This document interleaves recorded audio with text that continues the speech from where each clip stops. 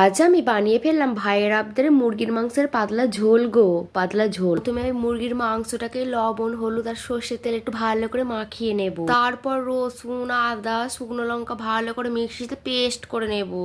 শিলনোড়ায় আর পারলাম না করতে, হাতে ব্যথা। তারপরে কড়াই বেশ খানিকটা সর্ষের তেল দিয়ে টনটনা গরম করে তার মধ্যে দিয়ে দেবো আলু।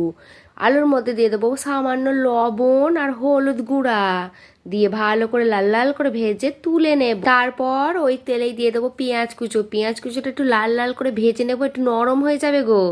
তারপর ওই মশলাটা করে রেখেছিলাম ওইটা দিয়ে দেবো, দিয়ে বেশ করে কষাবো অনেকক্ষণ ধরে। কিছুক্ষণ কষিয়ে নেওয়ার পর দিয়ে দেবো টমেটো কুচি।